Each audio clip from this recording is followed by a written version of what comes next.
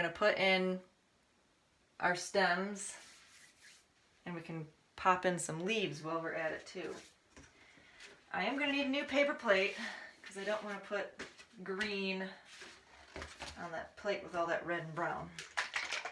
So I've got my Christmas green here.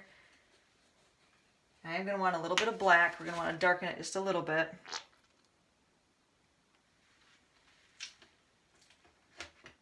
Green, black. Again, not a lot of black, just a little bit. Boop.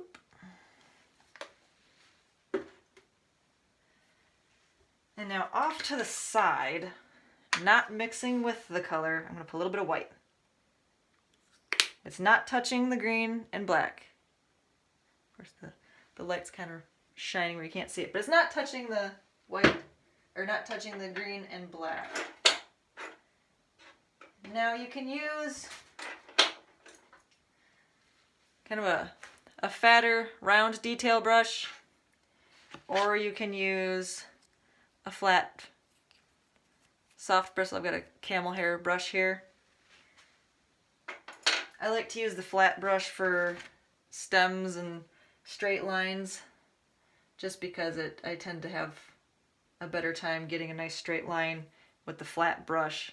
Whereas when you use like the round brush, you kind of end up with a fatter line. So I'm going to mix up this black and green.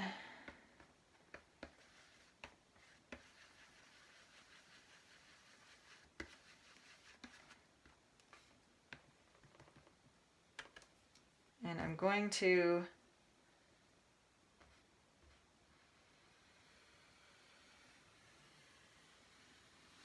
put a line in there. It's our stem.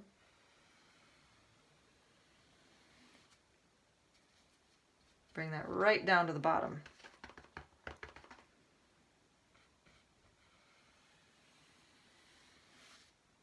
Go ahead and let that get fatter too as it goes. Don't be afraid to make that fat stem. I mean, they're sunflowers, they need some support.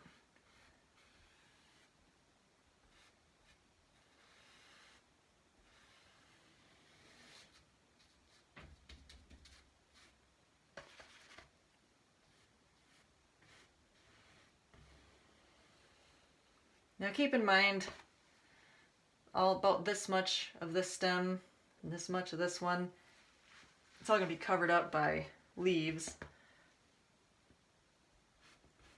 Not leaves, petals, sorry. I misspoke.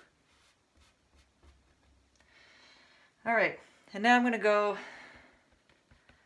into a little bit of white. Not a lot of white, just a little bit. And I'm going to just go along the right edge of that stem.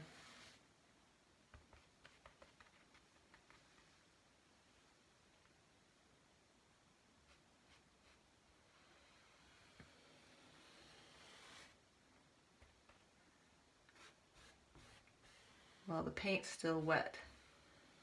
The green paint's still wet. Now this guy's going to be behind that one, so we don't want to cross in front of that.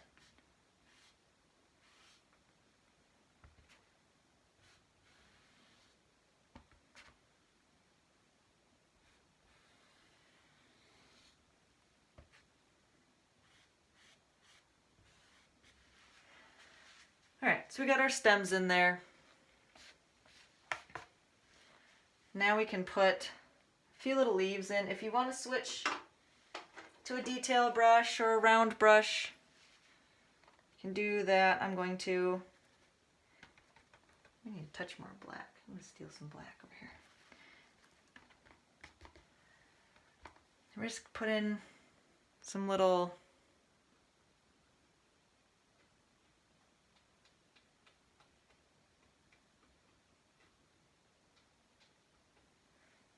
fat leaves. These don't have to be perfect leaves. We're just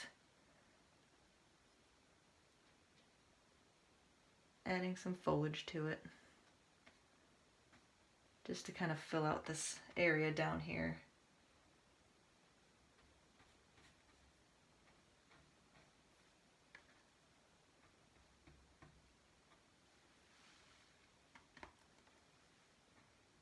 Another paint booger. Goodness.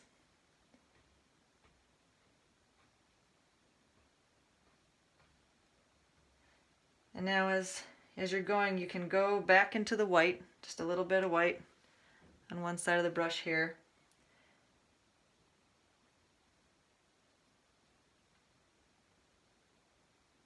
Just add a little bit of highlight to these little leaves here.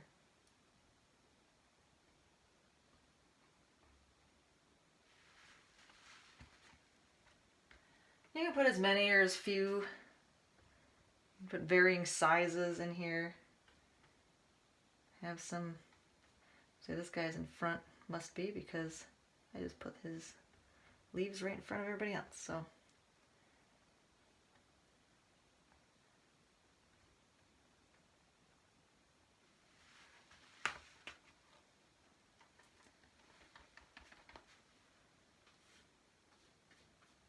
As you get down to the bottom here, you don't have to worry so much about the detail. It's basically filler down here.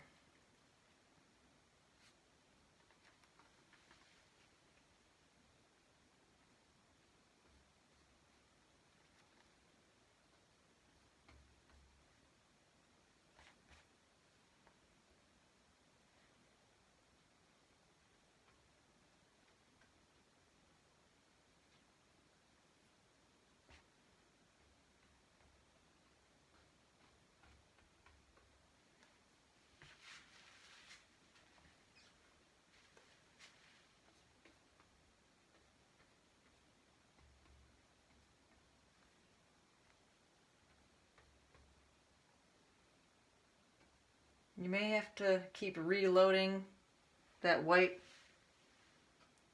as it mixes with the green behind it. That's the one thing you got to be careful about, overworking your paint when you're trying to create contrast like this, because you keep working over it and over it and over again, it's going to just all turn one color and you're not going to have any contrast. It's all just going to be one solid color. Oh, let's put one more maybe right here.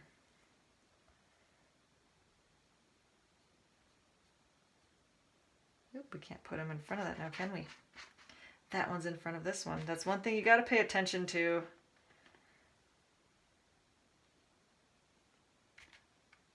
When you're painting stuff like this, you got to pay attention to what's in front and perspective.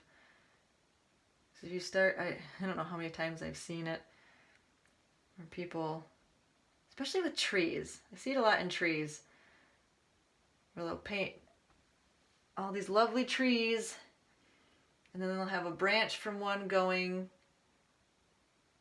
and it goes behind a tree here, but it's in front of a tree that they had painted earlier, and it's like, trees, that's impossible, it can't do that. So it's one thing you really got to keep in mind as you're painting, is to keep track in your mind what's in front, what's behind.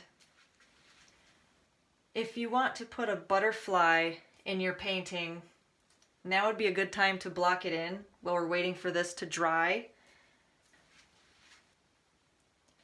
Just have little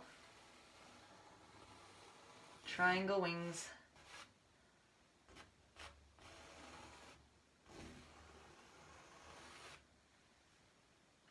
And then little teardrop.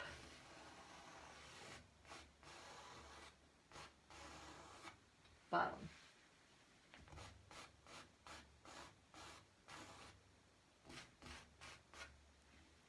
Then his little body in the middle.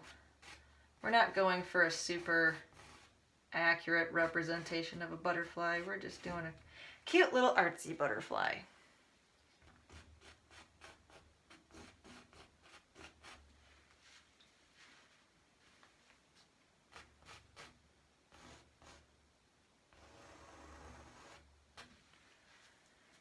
Once you got them sketched in, or her, whatever, you're going to take one of your round brush or detail brush. We're just going to go into straight black. And we're just going to fill this in. That's all we're doing. Make sure you go all the way out to the edge of that charcoal. Because remember, that charcoal is temporary. That will come off. You don't want the charcoal to be an important part of the shape of your butterfly. You want to make sure it's all paint.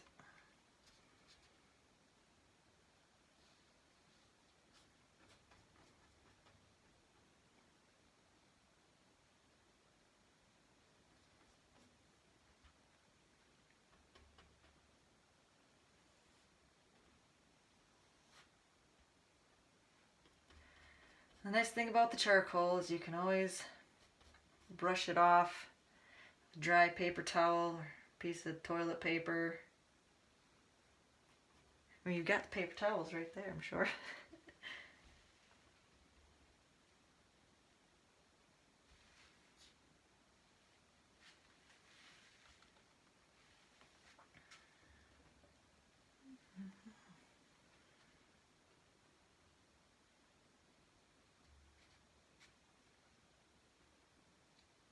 And as you're filling it in, if you see that you don't want to go all the way up to the charcoal lines, and you see that, well, I've drawn it a little bit bigger on one side than the other, you're obviously not committed to those charcoal lines if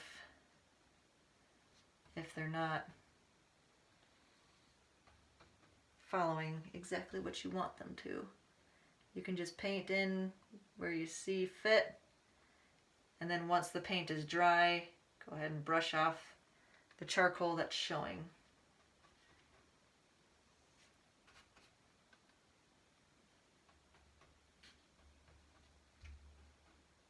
Now again, if you didn't want to do the butterfly, you don't want to do it, you don't have to. You can do just the sunflowers.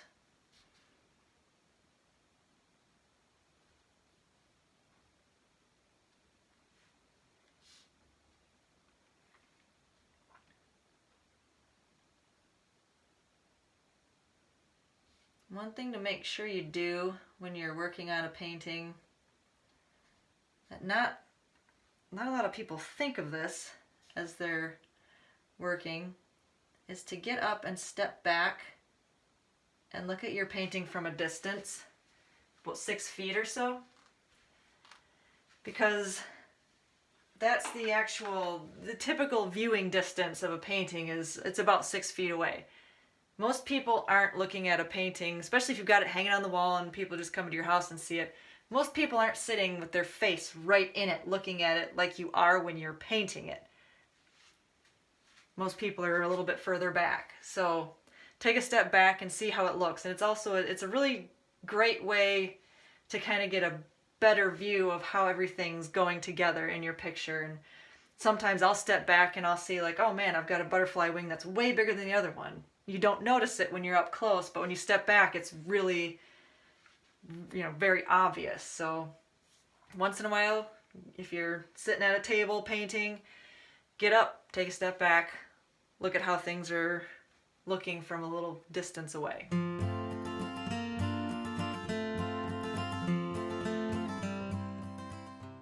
If you want to continue doing paintings with me, hit that subscribe button and you can keep up with me. Thanks.